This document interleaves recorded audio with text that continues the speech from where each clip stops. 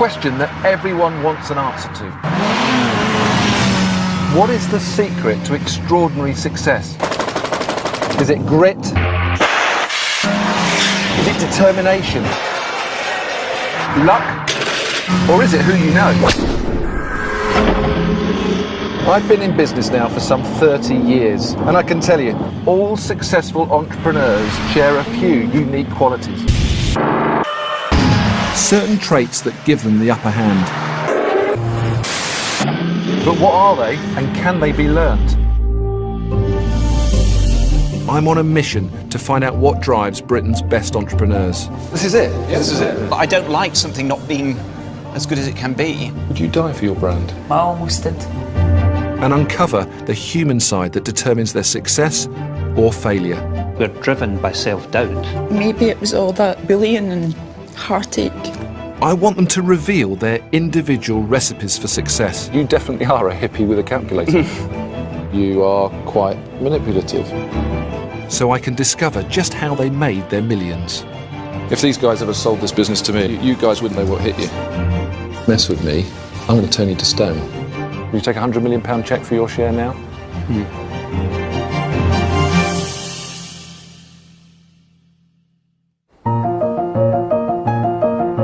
Success in business isn't a fine science. I've turned tiny startups into multi-million pound companies. Not all of my ventures have succeeded. Business is tough. But I've always believed there are certain factors that can give us all a fighting chance. I'm on a journey to get inside the minds of two of the country's top business people, and I'm hoping to discover the ways in which the most unlikely characters become multi-millionaires. I'll be spending time with Richard Reed, founder of a smoothie company with a £165 million turnover. And Michelle Mone, the self-made inspiration behind a multi-million pound lingerie business and who, according to the Rich List, is worth £50 million. Have they both followed the same blueprint to success, or is it their difference that matters most? My journey begins at Fruit Towers in West London, the home of the most successful smoothie company in the UK, and its co-founder, Richard Reed. Well, the tie's off Look today. at that, the tie's off. No tie. How are you? Good to see Good. you. How's well? it going? Very Have you good. seen the difference to the way that you travel? Yeah, but I must We're admit, grass-covered vans and you're this thing. I want to be in the grass-covered van. Yeah? It's good fun, actually, and it dances. It's got hydraulics, so it bounces around and you can blare out music for the speakers at the front. We take it to festivals, go out sampling with it. And a lot of my people have met their partners through it as well. Richard is leading a new wave of entrepreneurs who have embraced a business style pioneered in the US by companies like Google. He believes that if his employees feel at home, they'll be extra productive. And despite opting for an open collar, I still felt overdressed. It almost doesn't look like a working environment, though. It looks like a London play centre sort of cafe style. Well, it kind of is.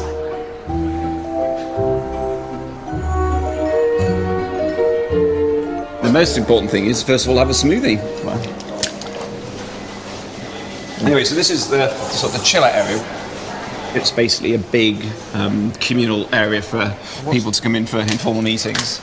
What's that? Oh, well, we call this thing the smoothie wheel of fortune. So sometimes if we can't make a decision, we'll put all the different options on here and then spin it and let the smoothie wheel of fortune decide So for us. you put your ideas in here? Yeah. And whichever one it turns to is the one Exactly, you choose. that's what you go for. You make business decisions on a wheel of fortune. Not for like big decisions, but for when you've got a few different options and a bit of fun. So it's got sort of like a home feel, like it's your kitchen, Yeah. and then you've got people. More sitting rooms. You let people wear whatever they want to wear. Yeah, no, and that's the point. If you want to wear a suit, you're extremely welcome to wear a suit. But you'd look. We don't tell people. You'd look a bit like me now, wouldn't you? I feel now as if I've come into a business environment for the first time and I'm completely out of place. Well, I have to say, I'd probably come in tomorrow. Well, no, with because trunks on we or would something. never judge. We would never judge someone on what they wore. That's just it's not that type of vibe. You've got to wear what you're most comfortable with, so you can do your best work. I've literally seen one person sat at his desk in his dressing gown. Now, even that was slightly pushing the limits of what you can wear around the office. his dressing gown. In his dressing gown. He said he was cold. Yeah. After reading geography at Cambridge, Richard set up the Fruit Juice Company in 1999 with fellow graduates John Wright and Adam Ballon. We have a little house phrase, which is if you're 70% sure, then go for it. Don't wait around trying to be 100% confident it's the right decision. I've had the very rare privilege, I think, to have spent the last 12 years doing something that I've found to be incredibly exciting and interesting and mind-expanding and life-enhancing, and doing it with my two closest friends. So who wants to come and make some smoothies? Today, Richard sells over 2 million bottles of smoothies a week, but they're expanding their range, moving into ready meals and taking on the giants of the orange juice market. It's about being natural. Natural ingredients, making natural food, but also the idea of being natural, talking naturally, acting naturally. People can come in that work at Innocent, be their natural selves at work each day. Kimberly is joining us as our new purchase ledger specialist. She can make the sound of a dolphin. We won't hide behind some sort of weird corporate facade, we'll just be who we are. It's always good to be exactly who you are, as long as you realise that running a business is about making money. And I wanted to find out if Richard had the money-making gene. When did you actually feel or think to yourself, you know what, I'm an entrepreneur? I was 16 and I was working in a dog biscuit factory in Huddersfield, and my job paid £2 an hour, and the task I was assigned to get down on my hands and knees and pick up the dog biscuits off the factory floor that had fallen off the conveyor belt. So I went up to the foreman and said, do you have a brush I could borrow? If you had a brush I could borrow, I could do this job better. And he just looked at me dead in the eyes and said, son, you are the brush. And I thought that was the split second I decided, you know what, there's got to be a better way than this. So I left the dog biscuit factory that afternoon, went home and set up a little business called Two Men Went to Mow, which was just mowing lawns in the village where I grew up. And before I knew it, I'm billing myself out at £2.50 an hour and getting so much work that I could actually give jobs to my mates. I billed them out at £2.50 an hour, paid them £2.25 an hour, so made a little bit extra there. If you don't like the situation, then go about changing it rather than complaining about it. Having the confidence to change what you don't like is an entrepreneurial trait I recognise. But was this Cambridge graduate helped by having a privileged upbringing? I'm from Huddersfield in the north of England. My dad started as a bus conductor and worked his way up to become like a manager in the local bus company, and my mum was a nurse. My mum and dad decided they wanted to sort of pay me to go for a private education.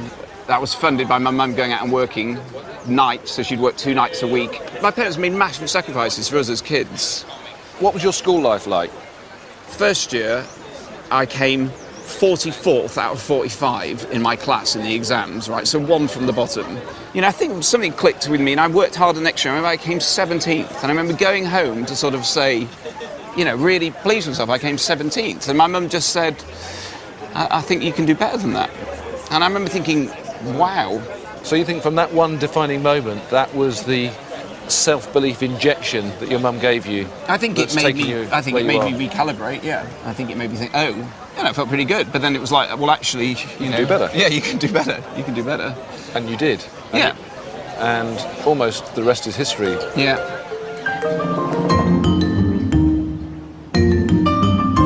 To truly uncover why Richard has become so successful, I needed the answers to some uncomfortable business questions.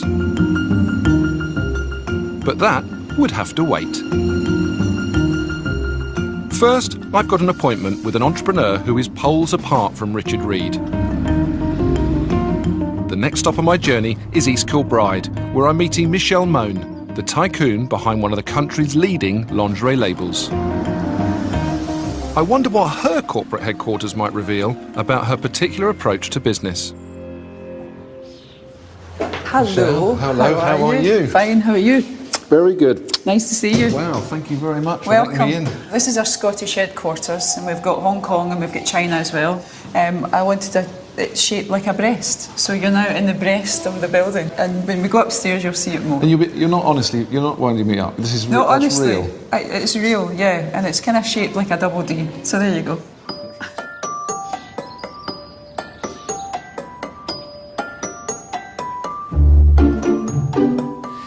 This is the worst. Yep. This looks far too staged for me.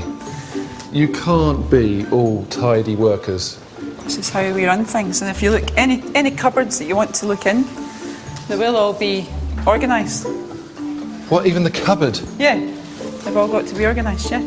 I use cupboards in my office to hide things. Is it really like this? For real? It all felt too good to be true. Was this an act just for me? And then in here is a meeting room, graphics as well. But as Michelle showed me around, I knew there was one particular member of staff who could help me learn more. The one employee who knows everything about their boss, the PA. Shall we go and meet Laura? Laura, Hi there. come and meet Peter. What's it like working for Michelle?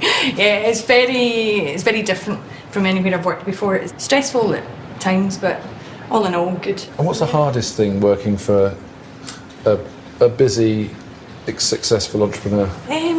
Michelle's like a perfectionist. I mean, you can plan one thing, and within 10 minutes she wants it completely different. She's just like... So she changes her mind a lot? Oh, yeah. All the time? Yeah. I'm not scared of change. It annoys people around you because they've been working on it for so long. But I know everything about Michelle, so I have to be one step ahead of her. And what scares you about Michelle as a boss? I can tell when Michelle's in not the best of moods. I call it the Care Bear stare because she may look at you in a certain way, you know, but she can look and you're like, oh no. Do you think you're paid enough?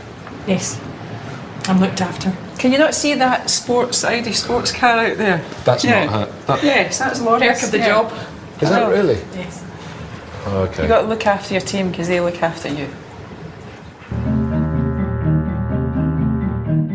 Michelle's gel-filled bra became an overnight success in the year 2000 after Julia Roberts wore one in the film Erin Brockovich. Well, you know, I'm just an East End girl from the East End of Glasgow and always had a dream. Ultimo's now one of the biggest lingerie brands in the country. After leaving school without qualifications, she has risen to take on the biggest lingerie brands in the world. What are we doing here? We're capturing the market for people who want an everyday bra. Michelle is a mum of 3, juggling family life and business commitments from day one. I do believe that we will become the Victoria's Secrets of the UK. Michelle knows how to manipulate the press. And she does everything she can to keep her brand and her celebrity persona in the public eye. I'm very demanding. I'm a perfectionist. Let me tuck your label in as well. No. Yeah. Sorry. It's just not Ultimo. I'm impatient and I always want the best. I think I'm a nightmare.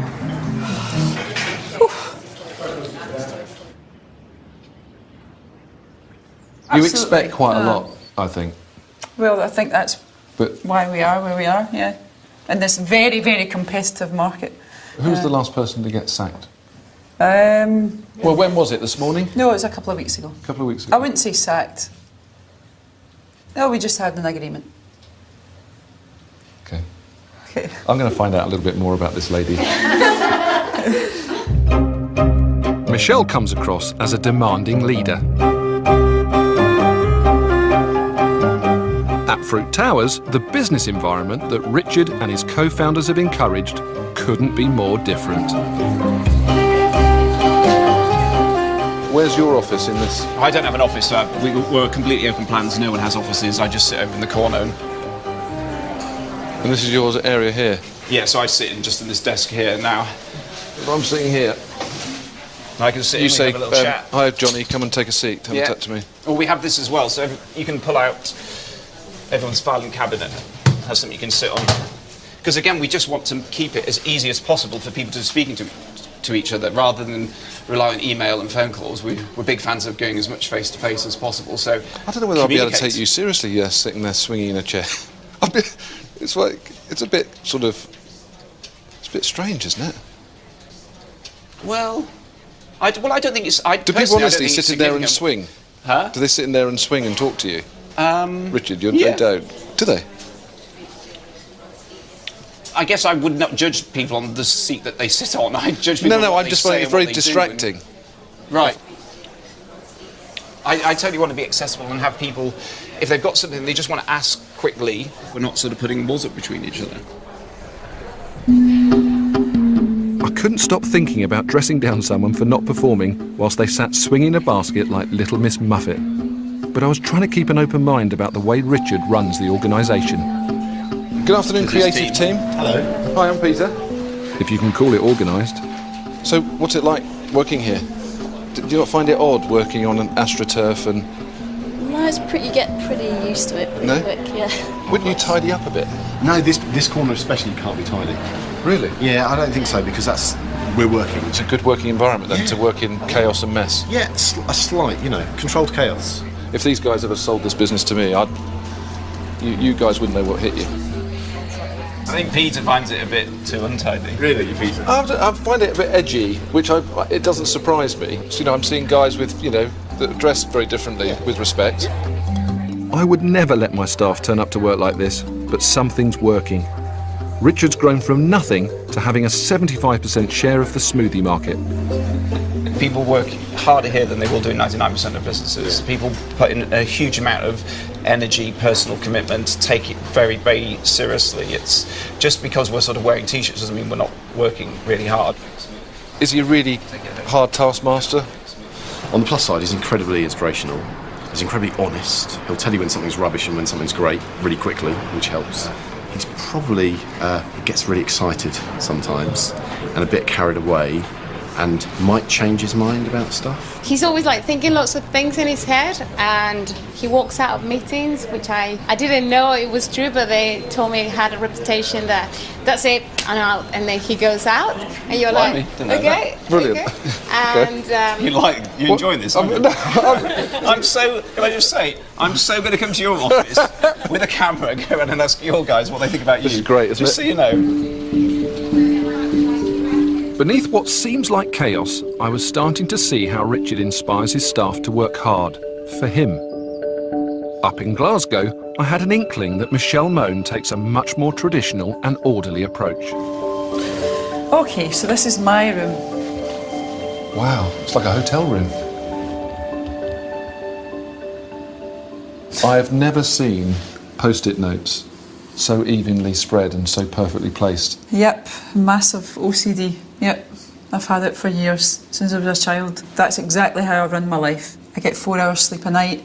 And, so you're like Maggie Thatcher then, 4 hours sleep? That's what people say, yeah. So are you the iron lady of bra and knickers? I do, maybe. My husband says, get that bloody BlackBerry out of this bedroom. Your husband's your partner in the business, so yes. he's been there from the start, he's seen it grow. Yep, he doesn't like the limelight at all, and people think that it's just all me, but actually, he's the managing director and very talented at what he does as well. So he's very much involved in the business? Yeah, very much so.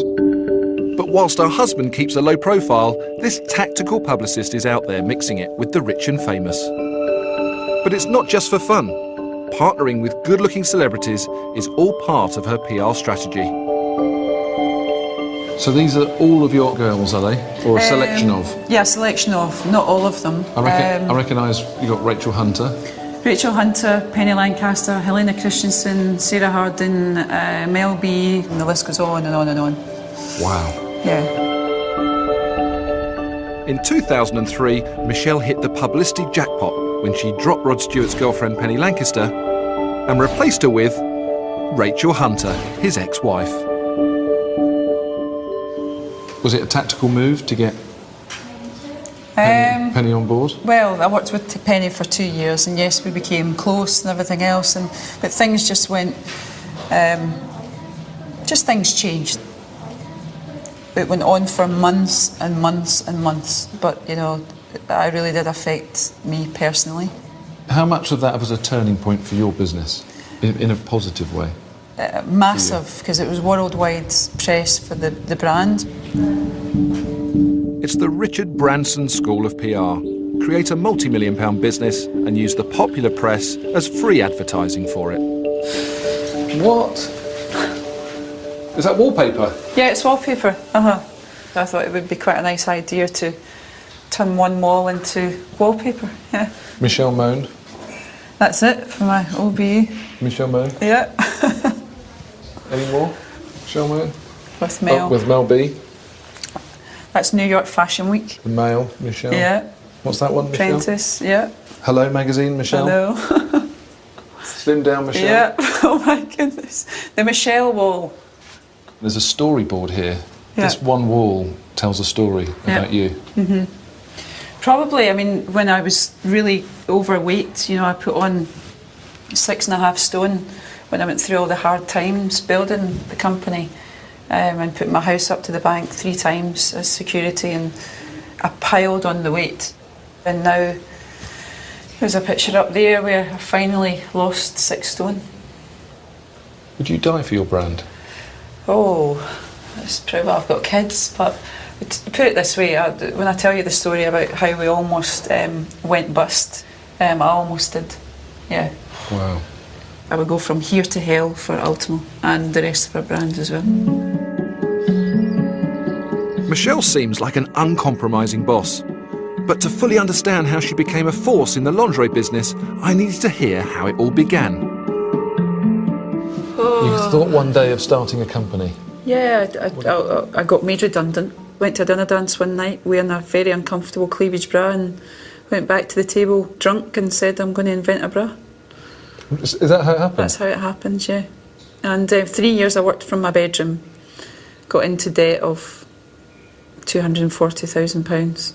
Begged, robbed. Meanwhile, my husband just, you know, kept saying I was nuts. And I went to the launch in London and we had surgeons, well, actors dressed as surgeons. I dressed them all up as plastic surgeons saying ban the Ultimo bra. And I got so much press coverage.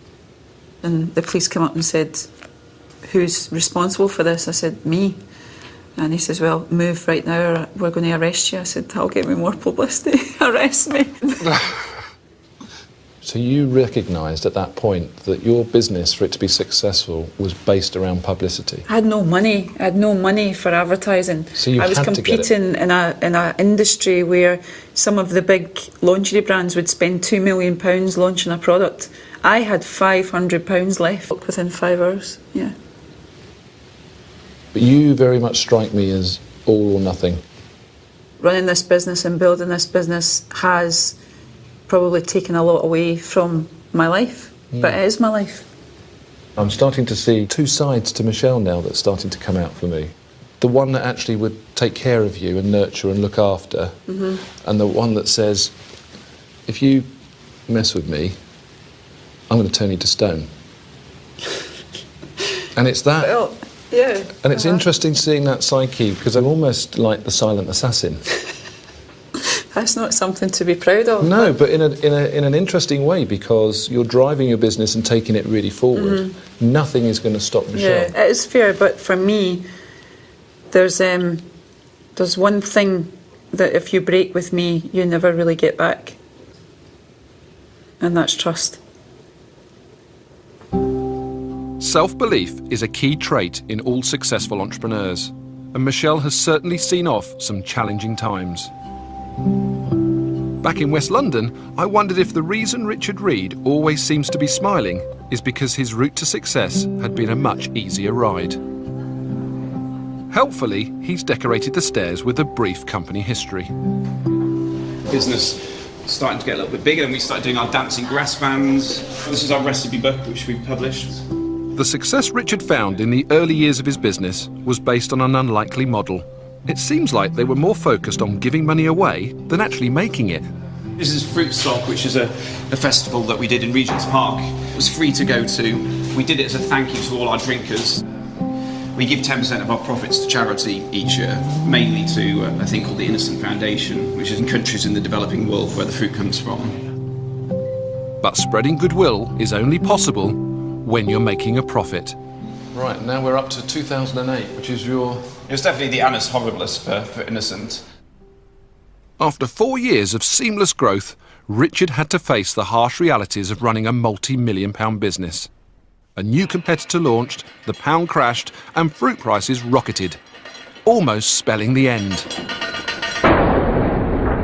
We haven't put our prices up once in 10 years. And secondly, a big competitor launched against us and took a large part of our market share, which meant that we lost a huge amount of money, in fact. How much did you lose? Oh, it's in the millions. And it was more, we lost more in that year of 2008 than we made in the entire company's history. So it wiped out any profits that we'd been making.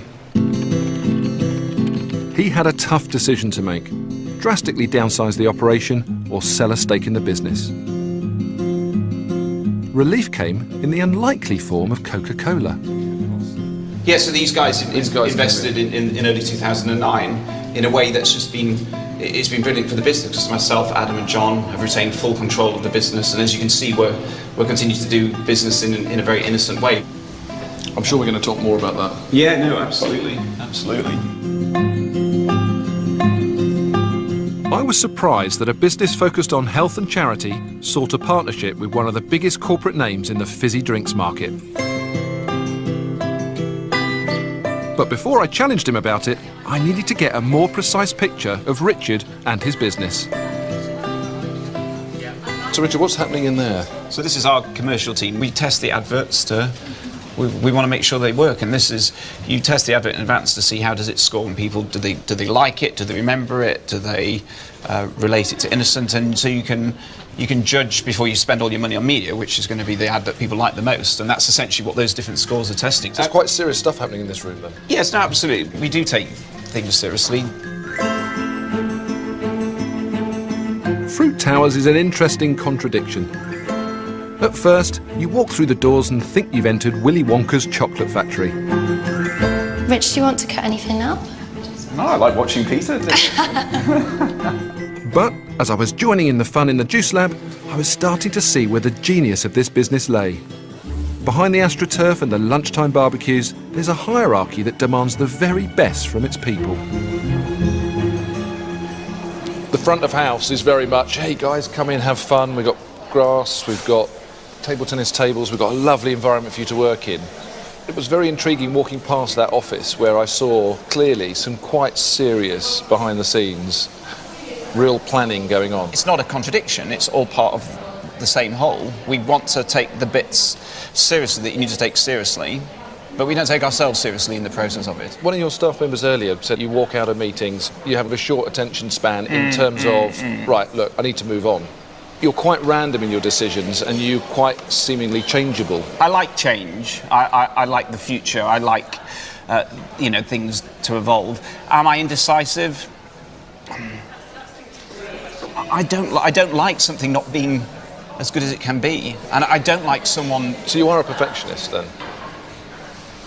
I think it's one of my drivers, yeah. To the extent where I do know it can cause chaos at the last minute by me sort of going, well, how about that? So I have sort of learnt over the last couple of years to moderate it a little bit better. Richard is a clever and unconventional entrepreneur who believes he can make money by focusing on a mission. But surely, without profit, there is no mission. If you are and speak to lots of entrepreneurs all up and down the country, and you say to them, what is your main objective? Well, their main objective would be to generate income and make profit. See, I don't agree. And that's not your objective at all? I don't agree. I think, in my experience, when you look at the world's greatest businesses, they are led primarily by a deeply felt sense of mission. And money is fairly incidental. Like 2008, we got it wrong, okay? We made a mistake, the market moved against us and we weren't prepared for it. Of course the money is part of it, and I don't want to be disingenuous and imply that it's not. I'm hoping that, I will become wealthy from innocence, and for that I'll be both appreciative and grateful.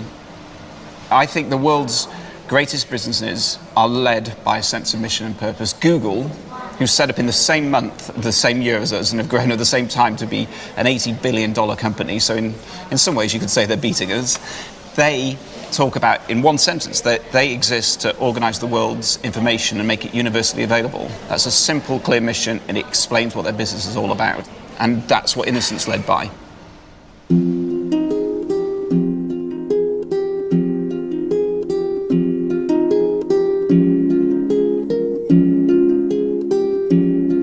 My journey has really just begun, but I was already discovering that an entrepreneur's business is very much a reflection of who they are as people. Michelle Mone is incredibly tenacious, but I wondered where her relentless drive had come from, and if her formula for success could last forever. At first glance, Richard Reed's approach appears counterintuitive, concentrating on the good his brand can achieve rather than the profit. But we've also heard from his childhood just how calculating he can be. Most successful businessmen and women I know can pinpoint exactly where and when their entrepreneurial journey began. To find out where that was for Richard and Michelle, I'm visiting places that lie at opposite ends of the country and of the social spectrum. Michelle is taking me on a tour of our hometown of Gallowgate. You're getting into the East End of Glasgow. Really down-to-earth, hard-working people. And Richard is showing me round Cambridge, the city where his entrepreneurial journey began. In Glasgow, I was to find the rags to riches cliché for real.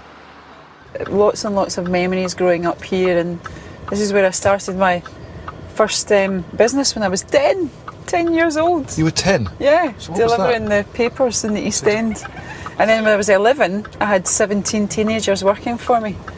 So you had a bunch of people working for you at 11? I did, yeah. The first stop would be Michelle's secondary school, a place she left without any qualifications at the age of 15. This is it? This is it, yeah. This was where she was told that a future working down the local supermarket was the best she could expect.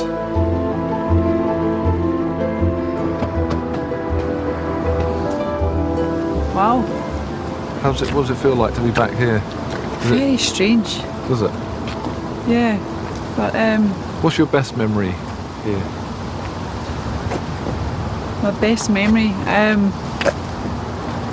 don't really have nice memories, to be honest with you. I really struggled at school, academically. I was awful, and I think always been told, you know, you're a failure and you'll never do well. And I suppose everyone around me kept saying, Michelle, you can't do this and you can't do that. And I used to say, why? Why do you say you can't? Surely you can. Surely we can find a way.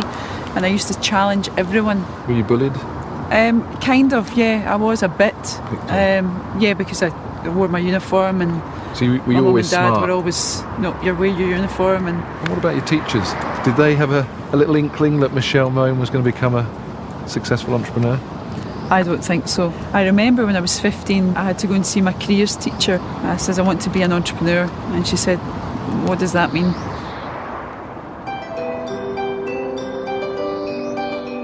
It could have been a determination to prove her teachers wrong that drove Michelle in those early days.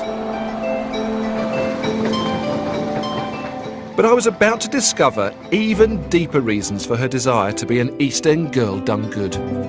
I always wanted my own room, and my dad cut half of a single bed. He put in the broom cupboard and lowered the ceiling, and I put stickers which were all stars above it, and I loved it so much. The next stop on our tour was the house Michelle grew up in. So This is it, yeah. So which was the actual house? Which one? Well, first of all, I grew up there, one up. So first floor? Just first floor, yeah. Okay. And then my dad, when he was my age, got confined to a wheelchair, paralysed from the waist down, a disease, hemangioma, blood vessels in the spinal cord. So he couldn't obviously get up the stairs in a wheelchair, so we moved to 54 Ground Right. Which is here? And that was the first time I had my own bedroom. Wow, This is it, 54? Yeah, that was my mum and dad's bedroom. I dare you to ring the bell. Oh no, I can't do that. Henderson. No, maybe it's Ground 2. What's that? Should we go in? I promise I've not teed anything up. Hiya. Hello, hi there. Coming in? Is that okay? Yeah, you come. Oh my goodness. Wow, I can't believe this is my old house, and that is the bathroom, isn't it? That's the bathroom. That That was your room, that was your room. That and the was others? my room. Oh, this is my own. Do you know, I loved this bedroom. This was my first bedroom. This is your bedroom? And I kept it so neat and tidy.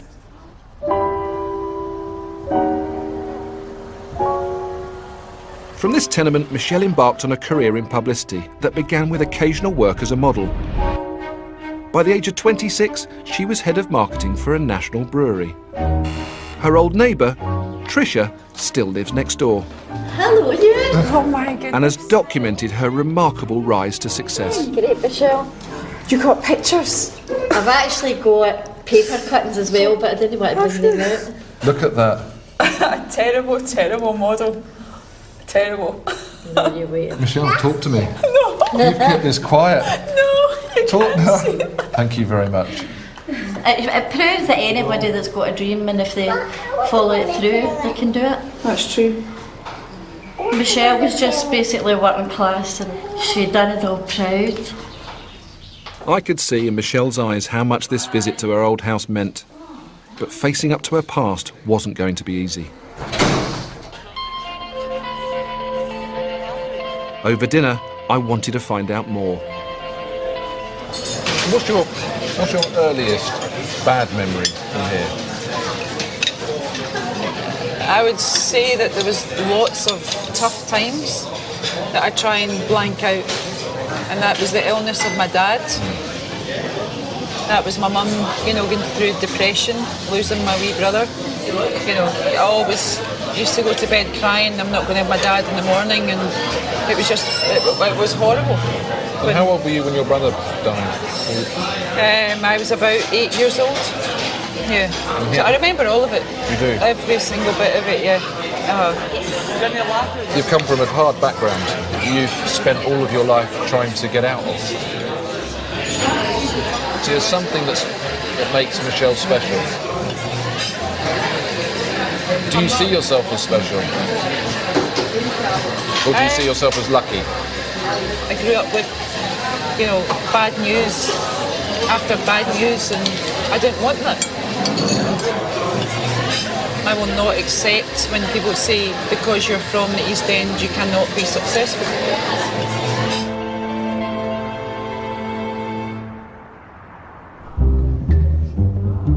In contrast, the hard work of Richard's parents to fund his private education paid off. He became one of the elite few to make it to St John's College, Cambridge. So we haven't been in here for 20 years. He shared a room with Adam Ballon and John Wright. Together, they would become the co-founders of the famous smoothie brand. So this is the canteen? Yeah, oh yes. Yeah. The innocent canteen. 3 meals a day for 3 years here, pretty much. Yeah. Is that right? Dinner. And yeah, but this is definitely where it started, because the three of us became friends literally from the first night in college, and we all met in the college bar, and I think we sort of bonded, didn't we? Have a sort of a love of, nocturnal. Yeah, exactly. And what did you do? Because I know you did geography, didn't you? Was that because you couldn't think of anything else to do? The honest answer is, when I was looking at the different options, the only topic that had less lectures was land economy, which had 7 hours a week, and geography had 8 hours a week, and everything else had more, and so I went for geography. Okay. So what? I did economics.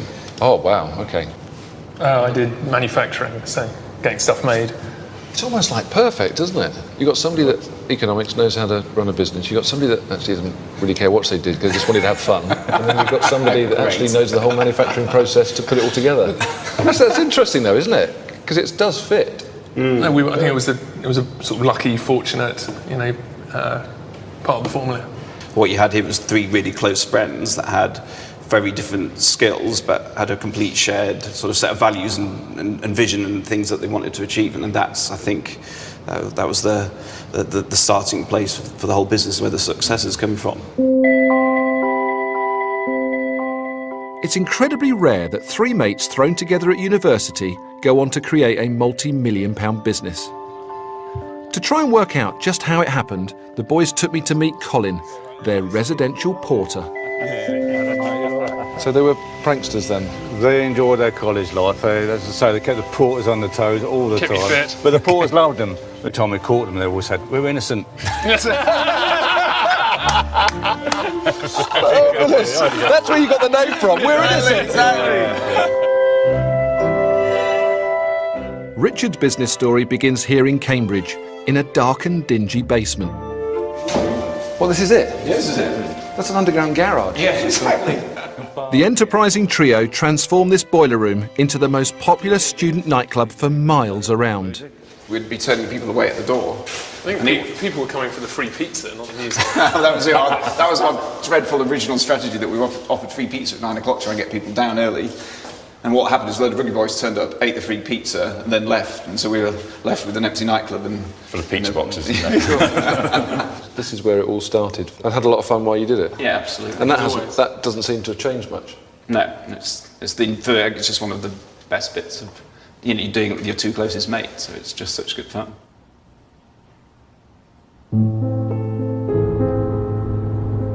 Both Richard and Michelle wanted to create better futures for themselves because of the circumstances that surrounded them.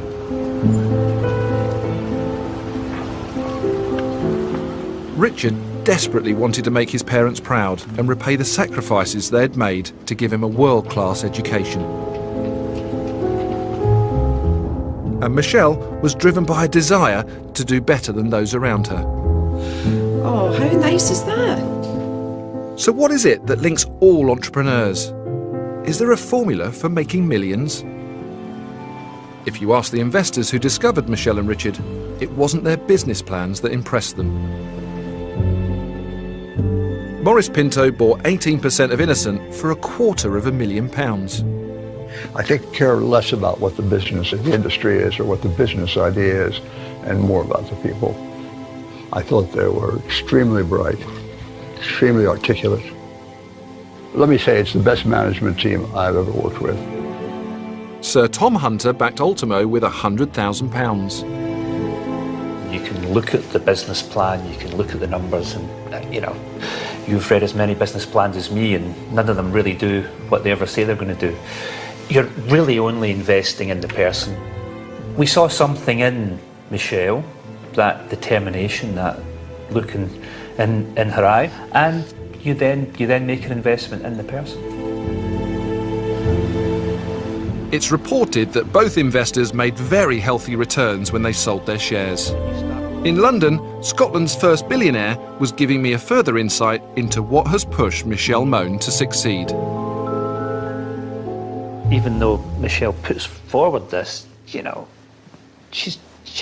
be quite fragile. And the thing people don't understand about most entrepreneurs is that we're driven by self-doubt. A lot of successful people who outwardly you think are so confident, but we're all trying to prove ourselves all the time. Yeah.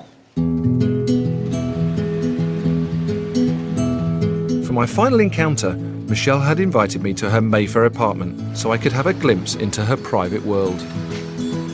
It was here I hoped to uncover the characteristics that have brought her success. Hello. Hello. Peter. Welcome. How are you? Wow. Fine. How are you?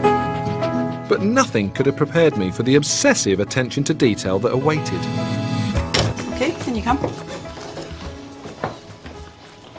Look at that. That's amazing.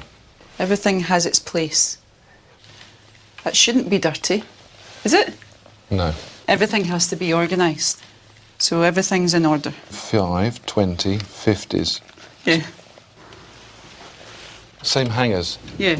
Every single one the same colour. Everything has to be the same. And the kids have got KPIs that they don't muck the hangers up and... You give your kids I'm not going to tell you anymore. KPIs, key performance indicators, which are business drivers to measure against for success. You do that with your own kids. And the people in the house, yeah, I do. If your drawers are not organised, and your cupboards are not organised, and your family are not organised, then your life is a mess. You have to compartmentalise everything in your life. And you don't change between business and your personal life, which is different.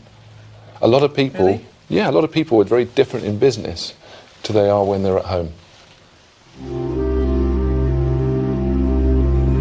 To be successful, you have to be able to exert control, but Michelle takes it to another level.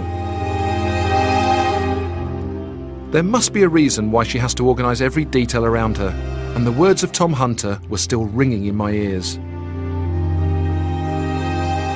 Is it self-doubt that makes her like this? Are you proud of yourself? I think I am now. I think now that I've lost, all the weight and I'm getting fit, You know, I'm getting my life in order. I was punishing myself for 10 years, and I just kept eating and eating and eating and eating, because I did not feel that I should have money and success. But I feel I'm a lot more content, but I still don't think I've made it yet. So would you say that you're lonely or in search of something? I'm not sure. Maybe you're doing these things to perhaps fill a void or fill something. I suppose being an entrepreneur is very lonely. You'll know it yourself. Where, you know, you'll take all the worry and everything else on your own shoulders. And do you feel pressure? I feel pressure 24/7. Yeah. And I can't imagine life without the pressure, to be honest. I'm trying to understand the psyche behind an entrepreneur. There's a lot of similarities I see in me and you. I see that you have to have control. I can see that you are quite manipulative. I can see that you're very forthright and you know where you want to get to. But at the same time, I can also see a lot of insecurity. When I was last in your offices, you said something to me that hit me quite hard, because I've never spoken to another entrepreneur before that's actually said, yeah, I considered committing suicide and I was in a very dark place in my life. Yeah. Take me back to that time of how you felt to get to that point. I just think that I tried my hardest and I suppose I was failing. And who were you letting down? I was letting down my family, you know, and it's the fear of going back to how I grew up, of, I suppose, struggling. But I just could not see a way out. I just couldn't. When you took me back to the East End of Glasgow, there was quite a touching moment when I got to see the neighbours and you got to see your house. But there's a lot about it that almost says, I can't remember a lot of things. I'm not blanking it all out, but I suppose that, you know, growing up and with my wee brother dying and my father, you know, being confined to a wheelchair at the age of 38, and I just thought, woof, you know, and I started to all come back to me.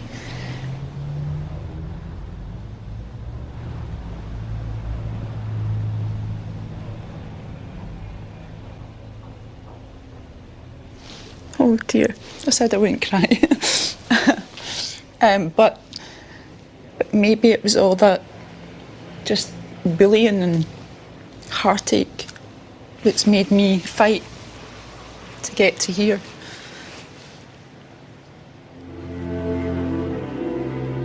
Oh, I'm so sorry. Don't apologise, because it's something to be proud of and it gives a lot of people inspiration. And the reality is that an entrepreneur is a make-up of all different things. You've been through a journey, haven't you? Yeah. And I think that everybody sees that journey as it's easy, it's glamorous. We see Michelle and walking down red carpets, we see her on magazines looking beautiful. But the hardness and the hardships of the journey. And I would say that the next few years, in pursuit of happiness and success, I think you're going to achieve it. Thank you. I really do. I hope so.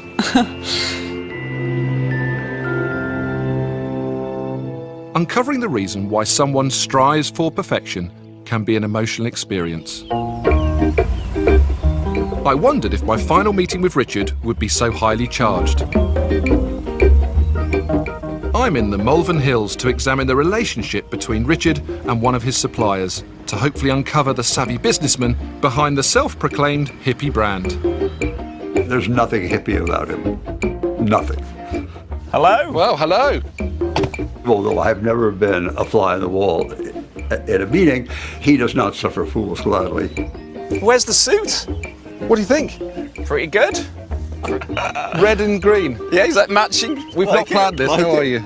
Now, can I introduce Ed? Edward. He's one of our most treasured farmers. So they're all blackcurrants that we see now? Yeah. Wow. Absolutely. And you've been working together for a while? We started in 2004. That was our first year that we bought less than a tonne of Ed's blackcurrants, whereas this year we've just bought 210 tonnes. What I was really interested in was how Richard and Ed made money from each other. It can't be cheap buying homegrown fruit, and I was keen to find out about their margins. Probably for the first time in history, our price to you per bricks is lower than our price to the concentrate people per bricks. I doubt if that's ever happened before. That's a decision on our part. So the prices have gone up, but we want these guys to be there tomorrow. So, interesting concept here. Richard and his business is supporting a local farmer. Mm-hmm. Local farmer, actually, in reality, is supporting Richard. Yes. You've got a very interesting partnership between the two of you. Yes, Yes. correct. And I think we both share this philosophy that we will do better over the longer term by collaborating. It is a mutually beneficial relationship. But that's the key. It's not better for Ed. He's financially willing to lower the price of that quality product to you to support your model. Well, I think we should let Ed say what Ed thinks. Well, the blackcurrant market is sometimes referred to as being the pig of the soft fruit industry. It is very cyclical. And to always insist on the jackpot in the peak year is not necessarily good business. They can take the product off the shelf tomorrow. Yeah. You know, it can price itself off the shelf. We want that product to still be there. Richard looked uncomfortable discussing profit margins with a prize supplier. But I was relieved to discover that he does focus on a money-making model. After all, without profit, he can't give to charity.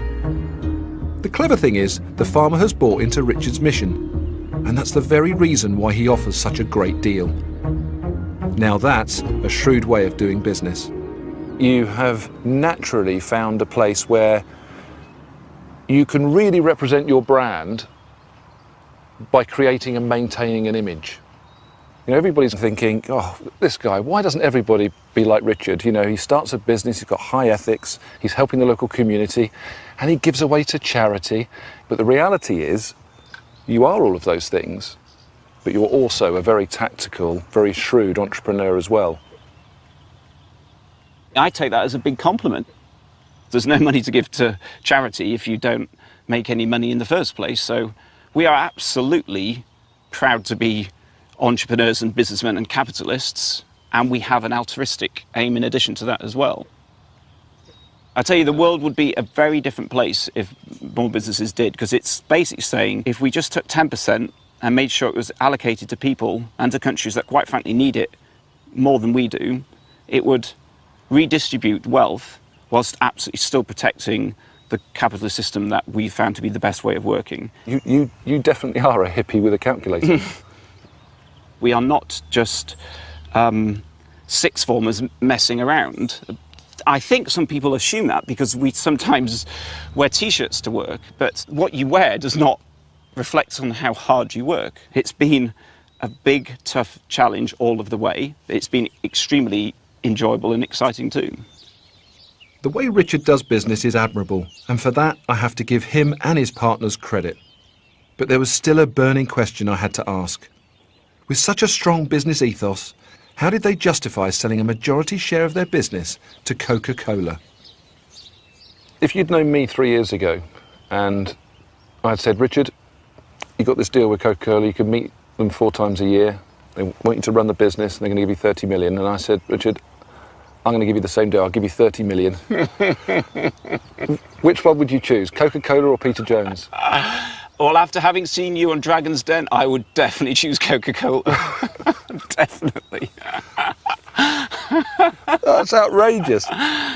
Man, you're a tough negotiator, and you definitely wouldn't have extended the terms that Coca-Cola did.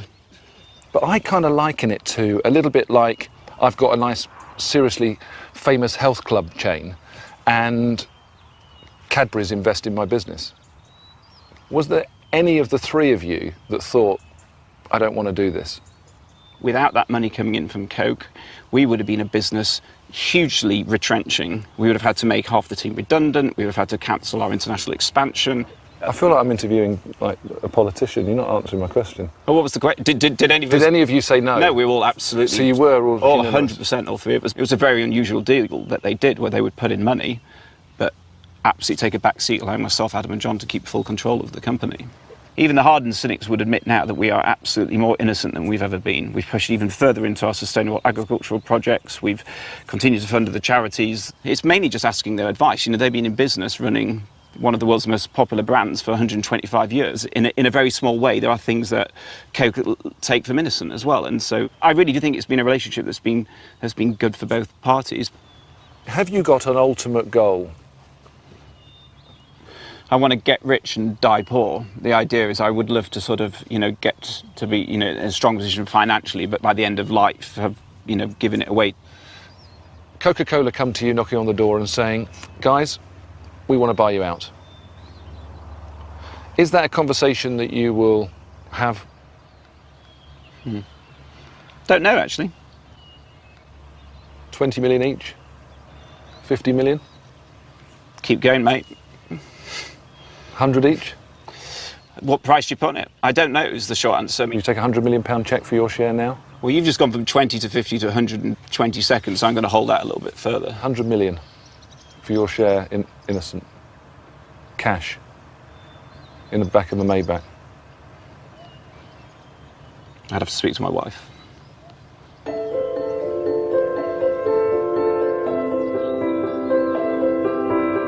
Unsurprisingly, it was an indecisive response from Richard, but I felt I'd come as close as possible to him admitting he's in it for the money, even if he'll eventually give it all away. Spending time with Michelle Mone was both enjoyable and intriguing. Under her tough exterior, I found someone who is quite fragile. Not a trait you'd openly associate with being an entrepreneur. But like many of us, it's that self-doubt that drives her. I'm now happy with what I've achieved. I do my best, you know, and if you can't do your best, and there's no point. Richard Reid was a tough nut to crack, but now I understand why he's such a success. He has very cleverly created a product that harnesses his values. My business ethos is do something you love with people that you love, do it in a way that you can be proud of, genuinely try and make something better. These are just two inspiring ways to make millions. Every entrepreneur has their own eclectic mix of hard work, luck, skill, and self-belief. And there's one thing for sure, we don't readily take no for an answer.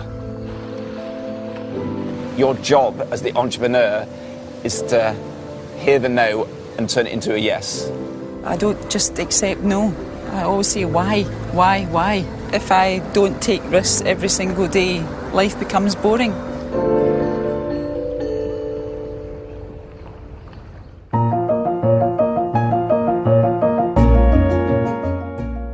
Will Italy become the next victim of Europe's debt crisis? Newsnight on BBC Two at 10:30 after Comedy with Ramsey Nesbitt next.